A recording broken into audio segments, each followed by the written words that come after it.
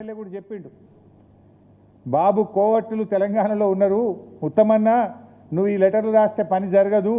అసలు చంద్రబాబు కోవట్లే ఈ రాష్ట్రంలో ఉన్నారు అని ఒక మన రాష్ట్రానికి చెందిన ఒక కాంగ్రెస్ పార్టీ ఎమ్మెల్యేనే ఉన్నట్టు కుండబద్దలు కొట్టినట్టు బయట పెట్టిండు కదా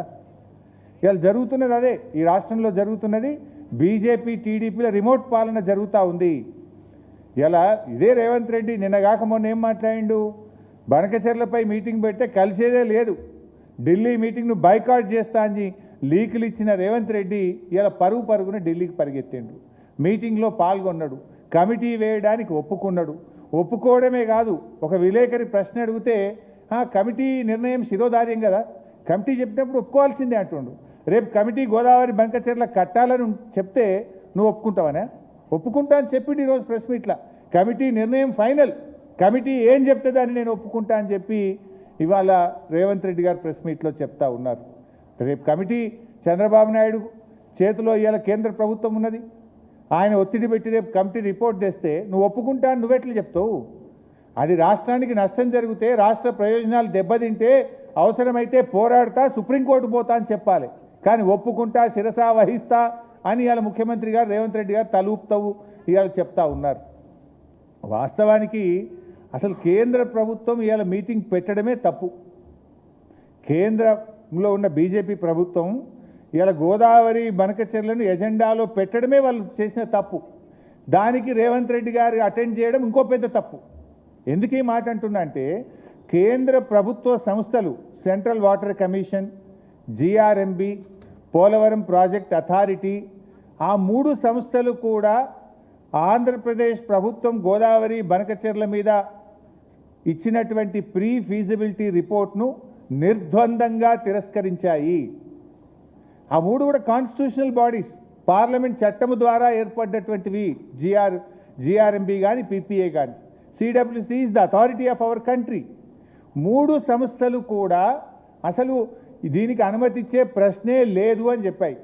అదే కాకుండా నాలుగవ సంస్థ ఎన్విరాన్మెంట్ డిపార్ట్మెంట్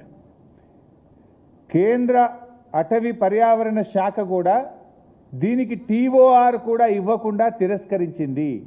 సో 4 కేంద్ర ప్రభుత్వ సంస్థలు తిరస్కరించిన తర్వాత ముందు అసలు వాటిని చూసుకోవాలి కేంద్ర ప్రభుత్వం దాని మీద మీటింగ్ ఎట్లా పెడతారు ఎజెండాల your own CWC your own GRMB your own forest department your own Polavaram project authority ఈ 4 కూడా కేంద్ర ప్రభుత్వ ఆధీనంలో నడిచేవే ఈ 4 సంస్థలు ఆంధ్రప్రదేశ్ ఇచ్చిన డిపిఆర్ను తిరస్కరించినాక మళ్ళీ దాని మీద చర్చ ఎక్కడిది మీటింగ్ ఎక్కడిది అసలు మీటింగ్ పెట్టడమే పెద్ద తప్పు ఇవాళ రేవంత్ రెడ్డి పోయి ఆ మీటింగ్లో కమిటీ అయ్యింది కమిటీ ఎట్లా చెప్తే గట్ల చెప్తా అని వింటా అని తలుపు చూడేంది అసలు నాకు అర్థం కాదు కమిటీ వేసే ప్రశ్న ఎక్కడిది అసలు కాన్స్టిట్యూషనల్ బాడీసే ఈ ప్రాజెక్టు కట్టడానికి వీల్లేదు 7 రాష్ట్రాలతో మాట్లాడవలసి ఉంటుంది